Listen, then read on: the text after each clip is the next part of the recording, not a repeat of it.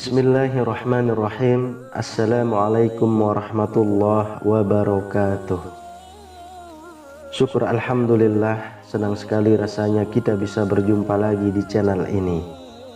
Sholawat dan salam selalu dan tetap tercurahkan kepada junjungan kita Nabi besar Muhammad sallallahu alaihi wasallam.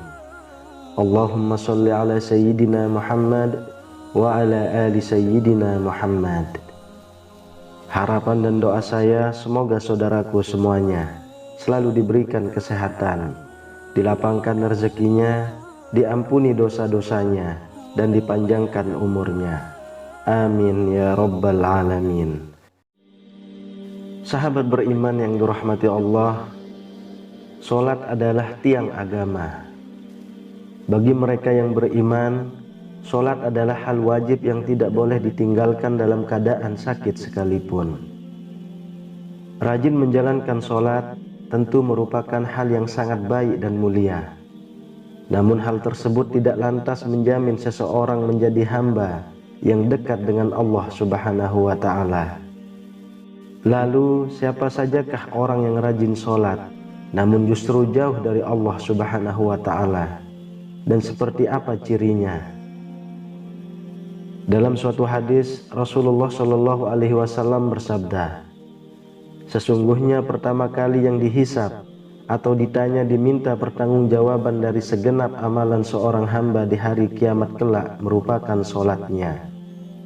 Bila sholatnya baik, maka beruntunglah ia, dan bila mana sholatnya rusak, sungguh kerugian menimpanya. Hadis riwayat Tirmizi. Untuk itu sangat penting bagi kita untuk rutin mendirikan sholat. Namun untuk mendapatkan ridho dan surganya tidak hanya dengan rajin menjalankan sholat. Hal itu hanya dilakukan dengan penuh kesadaran, tidak sebatas sebagai rutinitas harian, serta tetap dibarengi dengan menjaga akhlak serta hubungan sesama dengan manusia agar tidak menjauhkan kita dari Allah Subhanahu wa ta'ala, Sang Pencipta alam semesta. Sahabat beriman yang dirahmati Allah, berikut ini adalah orang yang rajin sholat namun justru jauh dari Allah Subhanahu wa ta'ala. Yang pertama, orang yang lalai dalam sholat. Pada hari kiamat nanti ada banyak orang yang membawa sholatnya kepada Allah Subhanahu wa ta'ala. Kemudian mereka mempersembahkan sholatnya kepada Allah. Lalu sholatnya dilipat-lipat seperti dilipatnya pakaian yang kumal. Kemudian dibantingkan ke wajah mereka. Allah tidak menerima sholatnya. Bahkan ada yang celaka dengan sholatnya. Seperti yang terdapat dalam firman Allah Subhanahu wa ta'ala dalam surah Al-Ma'un ayat 4-5. Maka celakalah bagi orang-orang yang sholat, yaitu orang-orang yang melalaikan sholatnya. Rasulullah Shallallahu Alaihi Wasallam pernah bersabda, akan datang pada manusia umat Muhammad suatu zaman banyak orang yang merasakan dirinya sholat, padahal mereka sebenarnya tidak sholat. Hadis riwayat Ahmad. Perintah sholat adalah untuk mengingat Allah Subhanahu wa ta'ala. Dikatakan dalam surah An-Nisa ayat 43, sehingga kamu mengetahui akan apa yang kamu ucapkan. Oleh karena itu, dalam mengerjakan sholat tidak boleh lalai. Yang dimaksud lalai adalah tidak mengetahui maksud apa yang dibaca dan apa yang dikerjakan.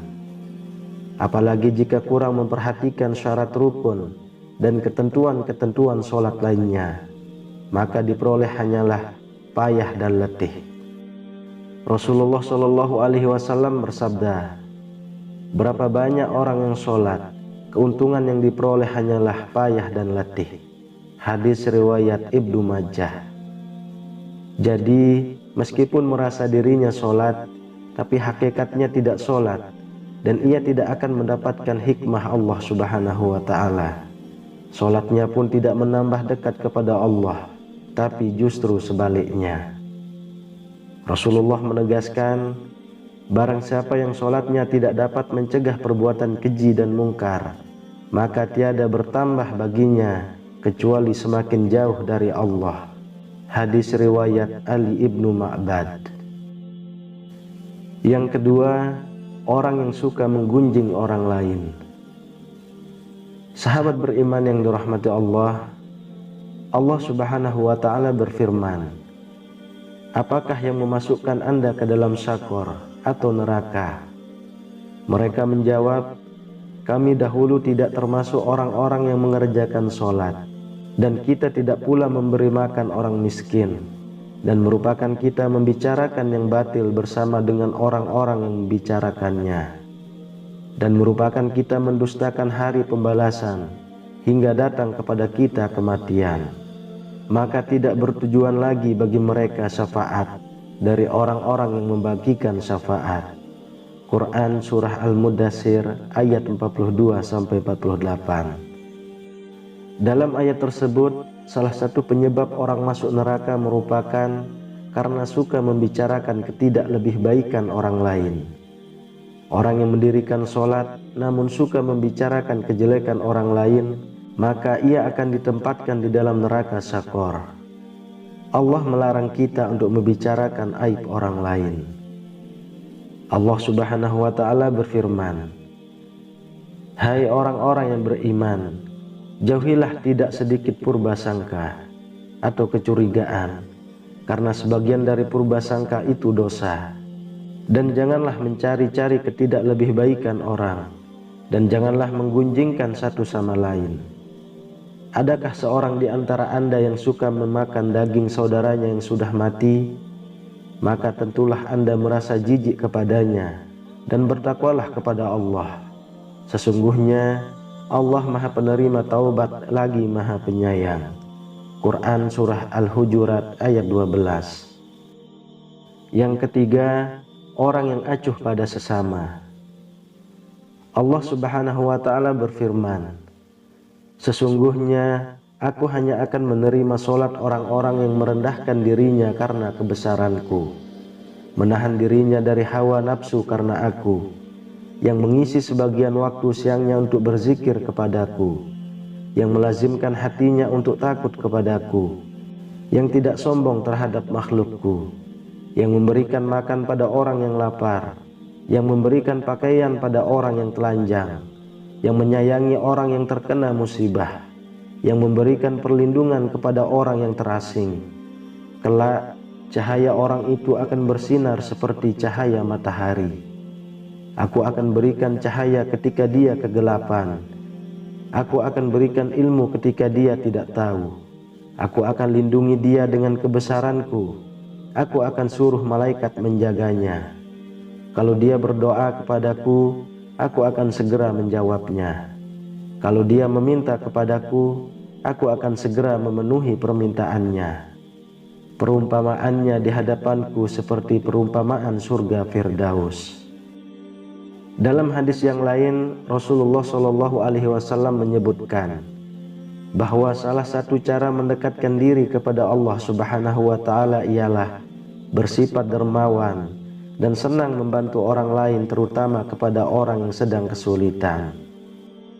Rasulullah SAW bersabda, orang yang dermawan dekat dengan Allah, dekat dengan manusia, dan dekat dengan surga. Sedangkan orang yang bakhil atau pelit jauh dari Allah, jauh dari manusia, dan dekat dengan neraka. Orang dermawan insya Allah akan menemukan kenikmatan di dalam sholatnya. Ia akan memperoleh kenikmatan di dalam sholatnya karena dia dijaga oleh para malaikat, diberi cahaya dalam kegelapan, dan diberi ilmu secara langsung oleh Allah Subhanahu wa ta'ala masuk ke dalam hati sanubarinya. Yang keempat, orang yang riya. Sebab pertama yang ternyata mampu menjerumuskan seorang ahli ibadah tetap mendapatkan azab bahkan menjadi penghuni neraka adalah karena mereka riya. Hal tersebut terjadi apabila semua amal soleh yang dilakukan selama di dunia itu bukan untuk mencari ridho Allah, melainkan dilakukan karena ingin riya atau pamer dan mengharap pujian dari manusia. Allah Subhanahu wa ta'ala berfirman, sesungguhnya orang-orang munafik itu menipu Allah dan Allah akan membalas tipuan mereka.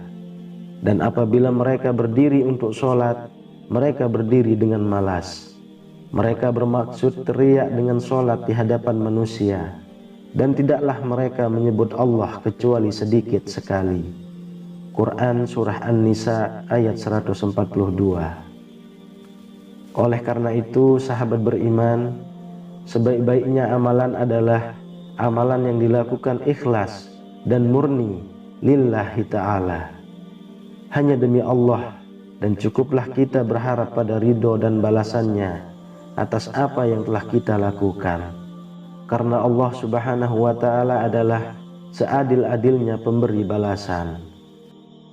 Menjaga hati dan niat merupakan hal yang harus kita jaga dalam melakukan apapun, agar semua amalan tersebut tidak berujung sebagai cambuk bagi kita yang membuat kita menjadi riya kepada sesama.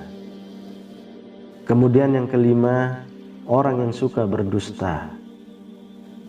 Berdusta merupakan salah satu dosa besar dan diancam siksa pedih di akhirat kelak. Di zaman semacam ini, kebohongan tampaknya sudah menjadi suatu kebiasaan di kalangan masyarakat.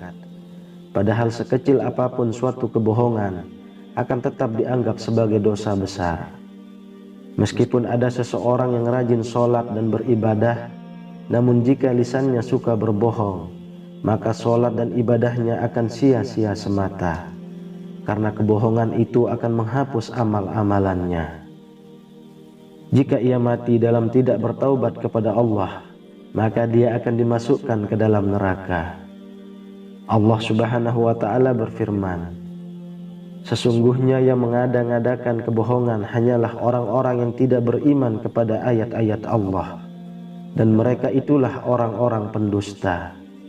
Quran Surah An-Nahl ayat 105. Berbohong menunjukkan salah satu ciri dari golongan orang-orang yang munafik. Untuk itulah mengapa kita sebagai umat Islam wajib menjauhi yang namanya tindakan dusta, karena itu dapat menyengsarakan kita baik di dunia maupun di akhirat. Semoga kita termasuk golongan orang-orang yang rajin sholat dan dekat dengan Allah Subhanahu wa ta'ala, sehingga kita mendapatkan ridho serta menetap dalam surganya kelak. Amin ya rabbal alamin. Wallahu a'lam bissawab. Demikian yang bisa saya bagikan, semoga bermanfaat untuk kita semua. Assalamualaikum warahmatullahi wabarakatuh.